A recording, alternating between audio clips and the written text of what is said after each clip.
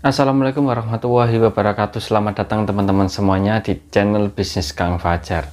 Ya teman-teman semuanya, saya mau bicara tentang masalah ini seorang pengusaha teman-teman. Pengusaha itu begini teman-teman, jangan kira kalian itu menganggap seorang pengusaha itu pasti mengambil pada distributor yang besar ataupun mengambilnya ke orang yang pertama. Jangan anggap seperti itu teman-teman. Jadi mental ataupun mindset seorang pengusaha itu, dia bukan dilihat dari jualannya itu atau dagangannya itu berasal dari distributor ataupun agen yang besar. Tidak semua seorang pengusaha itu seperti itu. Bahkan ada seorang pedagang yang dia mengambilnya ke orang yang pertama. Karena kenapa? Pedagang seperti itu mencari keuntungan yang lebih teman-teman. Dia ingin mencari keuntungan yang lebih, padahal dia mindsetnya hanya seorang pedagang, bukan seorang pengusaha. Nah, lalu kenapa seorang pengusaha kok ada yang tidak menemukan ataupun tidak mengambil pada orang yang pertama ataupun pada distributor yang paling besar? Ya itu faktornya penyebabnya itu karena pengusaha tersebut, dia itu sebenarnya mental seorang pengusaha, tapi pengusaha tersebut tidak menemukan teman-teman, tidak menemukan orang yang pertama, tidak menemukan belanjanya ini, tidak menemukan pusatnya, tidak menemukan distributornya yang utama, tidak menemukan. Tapi dia mempunyai jiwa dan mindset seorang pengusaha yang besar. Jadi bagaimana jiwa dan mindset pengusaha yang besar itu? Begini teman-teman, saya jelaskan ya.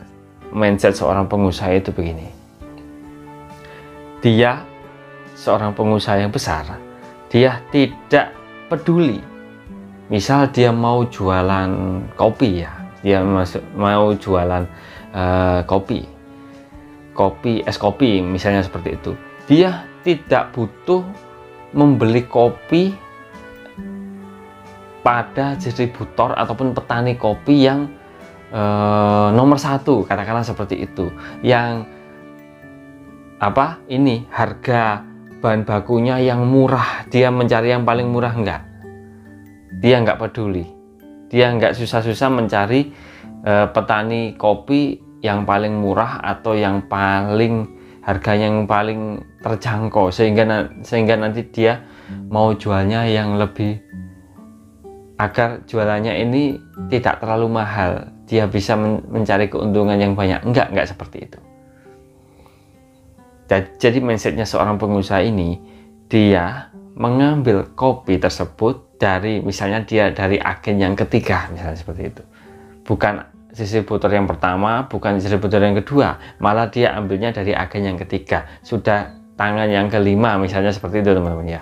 Dia ngambilnya kopi ini sudah bentuk bubuk teman-teman, sudah tidak bentuk biji kopi. Nah, dia langsung ambil yang sudah jadi dari bubuk. Jadi dia tidak repot-repot untuk mengolahnya lagi. Istilahnya mengolahnya kan, kalau biji kopi kan masih digiling dulu. Jadi ini dia langsung ambil bubuknya yang sudah jadi, tinggal diseduh. Tapi dia mempunyai racikan khusus, nah, teman-teman. Dia mempunyai racikan khusus agar membuat kopi tersebut menjadi lebih enak dari kopi yang murni, teman-teman. Nah, ini adalah trik dan mindset seorang pengusaha yang besar.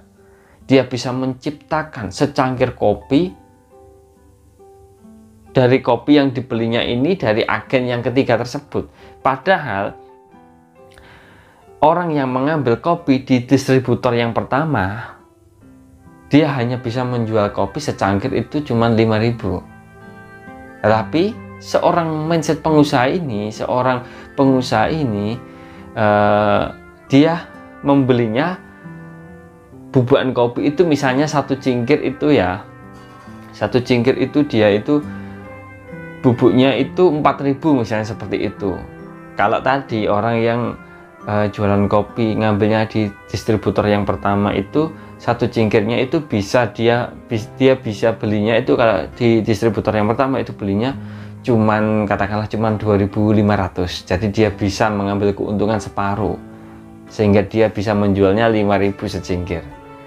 Nah, seorang pengusaha ini dia membelinya pada pada agen yang ketiga, dihargai agen yang ketiga itu hargai kopi bubuknya itu secangkirnya itu 4.000, tetapi seorang pengusaha ini bisa menjualnya hingga harga 15.000.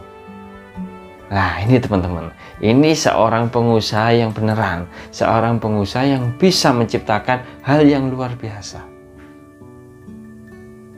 Jadi nggak semua teman-teman, nggak semua seorang pengusaha itu dagangannya ataupun usahanya itu mengambil pada distributor yang pertama ataupun orang yang pertama, enggak, ataupun agen yang utama, bukan. Tidak semuanya seperti itu. Ya memang ada,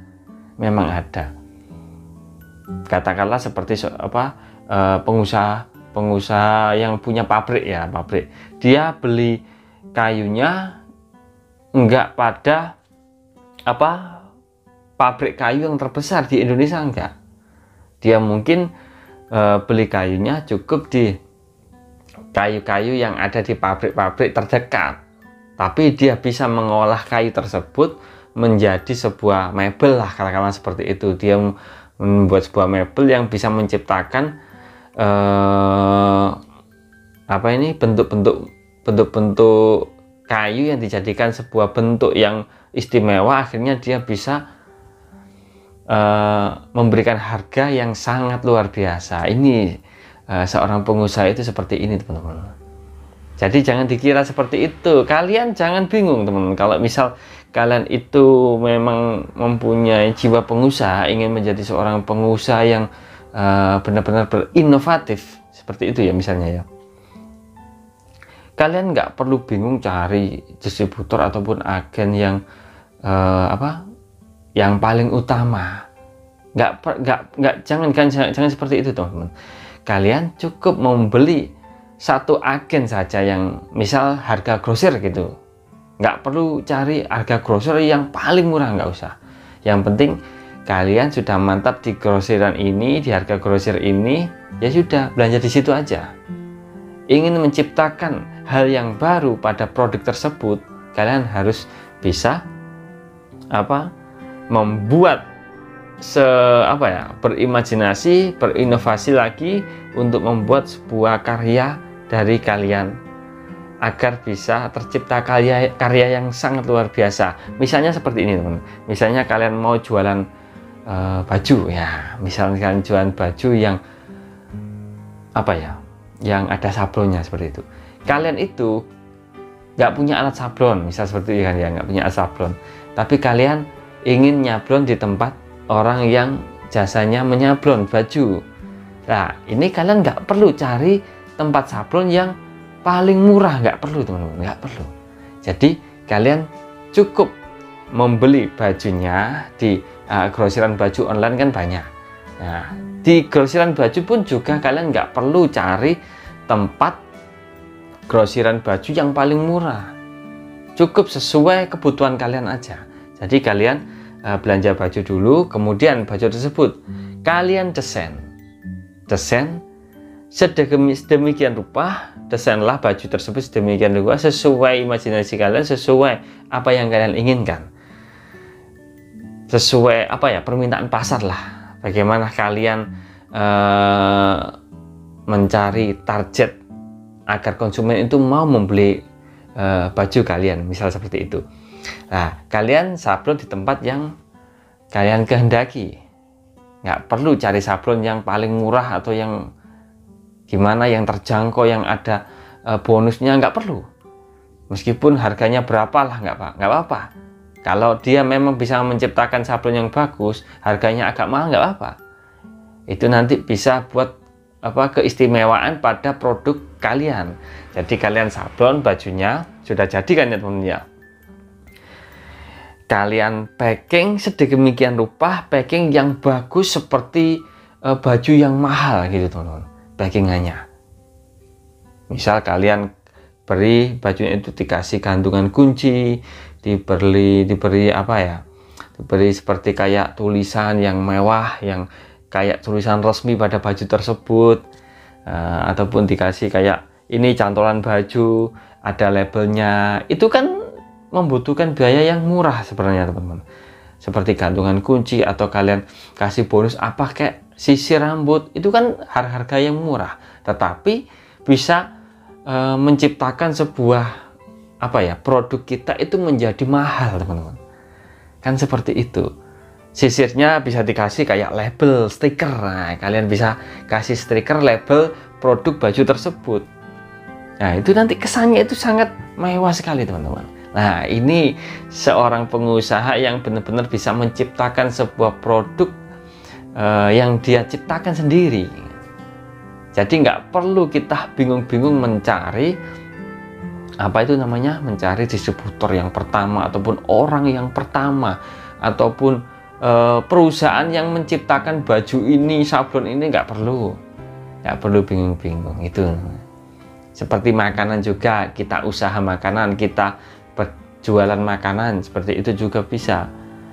Seperti yang saya contohkan dulu, nggak perlu kalian itu bingung-bingung mencari apa, membuat bakso, resep bakso. Nggak perlu, cukup kalian itu membeli bakso mana yang enak, nah itu bisa dijual kembali, kan seperti itu teman-teman. Ini namanya seorang pengusaha. Dia dari apa ya, dari tempat yang biasa, belanjanya dari tempat yang biasa, tetapi dia bisa menciptakan produknya sendiri dari tempat tersebut menjadi produk yang luar biasa. Inilah seorang pengusaha teman-teman. Sudah paham dari sini? Semoga ini bisa jadi pelajaran kalian semuanya untuk berwirausaha atau berjualan, tapi mindset seorang pengusaha. Baik, terima kasih sudah menonton sampai habis. Maaf kalau ada salah kata. Dan saya akhiri, assalamualaikum warahmatullahi wabarakatuh. Salam sukses.